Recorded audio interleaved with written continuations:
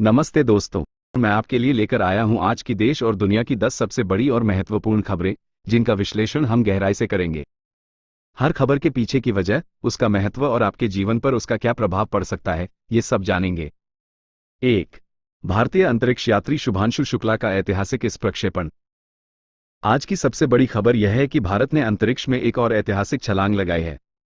भारतीय वायुसेना के टेस्ट पायलट शुभांशु शुक्ला आज सुबह ही स्पेस एक्स के X4 मिशन के तहत अंतर्राष्ट्रीय अंतरिक्ष स्टेशन ISS के लिए सफलतापूर्वक प्रक्षेपित हुए हैं।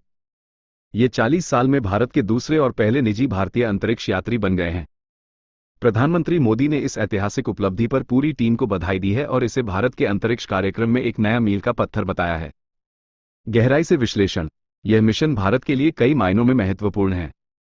यह न केवल भारतीय अंतरिक्ष अनुसंधान संगठन ISRO की क्षमताओं को प्रदर्शित करता है, बल्कि निजी क्षेत्र के लिए भी अंतरिक्ष यात्रा के नए रास्ते खोलता है।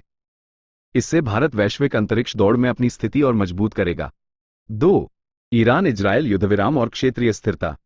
एक बड़ी राहत की खबर यह है कि इजरायल और ईरान के बीच आखिरकार युद्धविराम की घोषणा हो गई है। अमेरिकी राष्ट्रपति डोनाल्ड ट्रंप ने इस समझौते का ऐलान किया, जिसके बाद ईरान ने अपने हवाई क्षेत्र को आंशिक रूप से फिर से खोल दिया है। यह क्षेत्र में तनाव कम करने की दिशा में एक महत्वपूर्ण कदम है। गहराई से विश्लेषण। ये युद्धविराम कितना टिकाऊ होगा, ये देखना बाकी है। हालांकि इससे दोनों देशों को बातचीत के लिए एक मंच मिलेगा और क्षेत्रीय स्थिरता बहाल करने में मदद मिल सकती है। अमेरिका की भूमिका इस समझौते में निर्णायक रही है। 3। पुणे मेट्रो फेज 2 को मिली हरी झंडी, विकास की नई रफ्तार। केंद्रीय मंत्रिमंडल ने पुणे के लिए एक और बड़ी परियोजना को मंजूरी दे दी है। पुणे मेट्रो फेज 2 को 13 नए स्टेशनों के साथ हरी झंडी मिल गई है। यह विस्तार वंश से वाघोली तक होगा, जिससे शहर के बड़े हिस्से को कनेक्टिविटी मिलेगी। गहराई से विश्लेषण। यह परियोजना पुणे के शहरी विकास के लिए गेम चेंजर साबित होगी। इससे ट्रैफिक जाम कम होगा, प्रदूषण घटेगा और लाखों यात्रियों को आवागमन में सुविधा होगी। पुणे एक प्रमुख हिट और औद्योगिक केंद्र होने के नाते बेहतर परिवहन बुनियादी ढांचा इसकी अर्थव्यवस्था को और बढ़ावा देगा। 4। पूर्व भारतीय क्रिकेटर दिलीप दोषी का निधन। भारतीय क्रिकेट जगत से दुखद खबर है। भारत के महान बाएं हाथ के स्पिनर दिलीप दोषी का 77 वर्ष की आयु में निधन हो गया है। दोषी ने अपने करियर में कई रिकॉर्ड बनाए और भारतीय टीम के लिए एक महत्वपूर्ण खिलाड़ी थे। गहराई से विश्लेषण। दिलीप दोषी को उनकी शानदार गेंदबाजी और खेल के प्रति उनके समर्पण के लिए हमेशा याद किया जाएगा। उनका निधन भारतीय क्रिकेट के लिए एक बड़ी क्षति है। 5। नीरज चोपड़ा ने फिर जीता गोल्ड। भारतीय ओलंपिक चैंपियन नीरज चोपड़ा ने एक बार फिर देश का नाम रोशन किया है। उन्होंने ऑस्ट्रा गोल्डन स्पाइक भाला फेंक प्रतियोगिता में 85.29 मीटर के थ्रो के साथ स्वर्ण पदक जीता है। यह उनकी लगातार शानदार फॉर्म का प्रमाण है। गहराई से विश्लेषण। नीरज चोपड़ा की यह जीत आगामी अंतर्राष्ट्रीय प्रतियोगिताओं, विशेषकर ओलंपिक और विश्व चैंपियनशिप के लिए एक बड़ा संकेत है। उनकी निरंतरता उन्हें दुनिया के सर्वश्रेष्ठ एथलीटों में से एक बनाती है। 6। गृह मंत्री अमित शाह ने द इमरजेंसी डायरीज का विमोचन किया। गृह मंत्री अमित शाह ने आज एक नई पुस्तक द इमरजेंसी डायरीज का विमोचन किया। ये पुस्तक आपातकाल के दौरान प्रधानमंत्री मोदी की आपातकाल के खिलाफ लड़ाई में भूमिका और उस समय के महत्वपूर्ण घटनाओं पर प्रकाश डालती है। गहराई से विश्लेषण।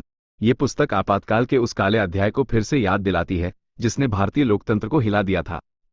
ये पुस्तक उस दौर की सच्चाई और प्रतिरोध को सामने लाने में महत्वपूर्ण भूमिका निभाएगी। 7। CBSE ने क्लास 10 के लिए 2 एग्जाम ऑफर किए।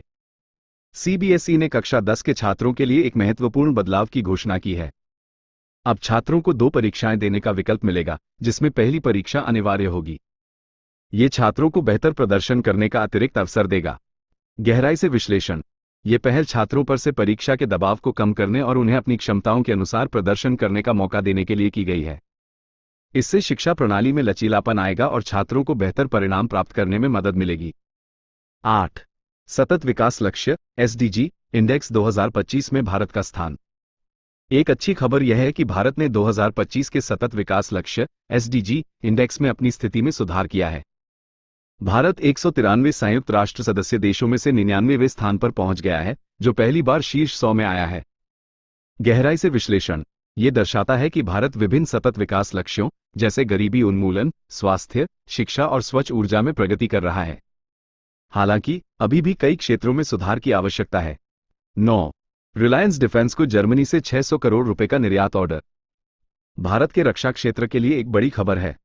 रिलायंस डिफेंस को जर्मनी की प्रमुख रक्षा कंपनी राइनमेटल से उन्नत गोला बारूद विनिर्माण के लिए 600 करोड़ रुपए का निर्यात ऑर्डर मिला है।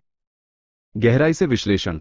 ये डील भारत के रक्षा विनिर्माण क्षेत्र के लिए एक बड़ी उपलब्धि है और मेक इन इंडिया पहल को बढ़ावा देगी। ये भारत को वैश्विक रक्षा आपूर्ति श्रृंखला में एक महत्वपूर्ण खिलाड़ी के रूप में स्थापित करेगा। 10. अंतर्राष्ट्रीय नशीली दवाओं के दुरुपयोग और अवैध तस्करी विरोधी दिवस। आज 26 जून को अंतर्राष्ट्रीय नशीली दवाओं के दुरुपयोग और अवैध तस्करी विरोधी दिवस मनाया जा रहा है। इस दिन का उद्देश्य नशीली दवाओं के दुरुपयोग के खिलाफ जागरूकता बढ़ाना और इस वैश्विक समस्या से निपटने के लिए समाधान खोजना है। गहराई से विश्लेषण। ये दिन हमें नशीली दवाओं के खतरों और उनके सामाजिक, आर्थिक और स्वास्थ्य प्रभावों के बारे में सोचने का अवसर देता है। सरकारों, समुदायों और व्यक्तियों को मिलकर इस समस्या से लड़ने की जरूरत है। ये था 26 जून 2025 की टॉप 10 खबरों का गहराई से विश्लेषण।